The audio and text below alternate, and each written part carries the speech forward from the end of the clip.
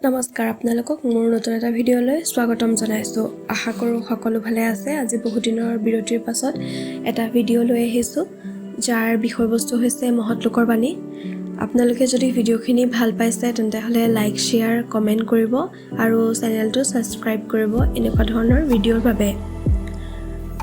জ্ঞানতকৈ পবিত্ৰ ক্ষমতা, বচন, বস্তু এই পৃথিৱীত একোৱেই নাই। আনন্দ চন্দ্ৰ আগৰৱালা। ভুল আঁতৰাই সত্য প্ৰতিষ্ঠা কৰাটোৱেই শিক্ষকৰ মূল লক্ষ্য। ছক্ৰেটিছ। অবাবত সময় নষ্ট কৰা আৰু আত্মহত্যা কৰা একেই কথা। জৰ্জ ছেভাইন। শিক্ষকসকল জ্ঞানৰ চাকি, সেই চাকিৰ জ্যোতিৰে ছাত্ৰ ছাত্ৰীৰ মানসিক সম্ভাৰ আলোকিত কৰে। ৰবীন্দ্ৰনাথ ঠাকুৰ। মানুহেই মানুহক অন্ধকাৰৰ পৰা পোহৰলৈ আনিব পাৰে। প্ৰেম আৰু সহানুভৱতাৰে এই কাম কৰিব পাৰি। ডক্টৰ মামণি ৰয়ছম গোস্বামী।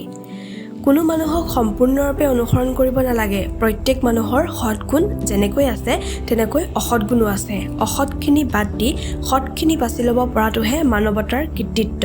হেম বৰুৱা। আমাক এনে শিক্ষকৰ প্ৰয়োজন যাৰ দ্বাৰা সৎ চৰিত্ৰ গঠন হয়, যাৰ দ্বাৰা মানসিক বল বৃদ্ধি পায়, যাৰ দ্বাৰা বুদ্ধিসত্তা প্ৰসাৰিত হয় আৰু যাৰ দ্বাৰা আমি নিজৰ ভৰিত থিয় দি আত্মনিৰ্ভৰশীল হ'ব পাৰোঁ। স্বামী বিবেকানন্দ। আনক সমালোচনা কৰিবলৈ যোৱাৰ আগতে নিজক সমালোচনা কৰা। নিজে শুদ্ধ প্ৰবৃত্ত হ'ব পাৰিলেহে আনৰ বিষয়ে মতামত দিয়াৰ যোগ্যতা অৰ্জন কৰিব পাৰিবা। ছক্ৰেটিছ। যাৰ 2 চকু ফুটিল তেওঁ অন্ধ নহয়। যিজনে নিজৰ দুখ লুকুৱাই ৰাখি আনৰ দুখ খুচৰি ফুৰে তেওঁহে প্ৰকৃততে অন্ধ। মহাত্মা গান্ধী। তৰোৱালতকৈ কলম বেছি শক্তিশালী। নবীন চন্দ্ৰ বৰদলৈ। মহৎ কাম মহৎ ত্যাগৰ দ্বাৰাহে সম্ভৱ।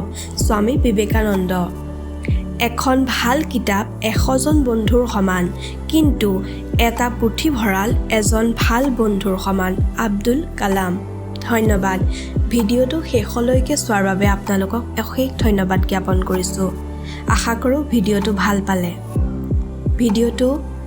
ভাল পালে যদি লাইক, শ্বেয়াৰ আৰু কমেণ্ট কৰি দিব। চেনেলটো ছাবস্ক্ৰাইব কৰি আমাক সহযোগিতা আগবঢ়াব বুলি আশা থাকিলে। ধন্যবাদ।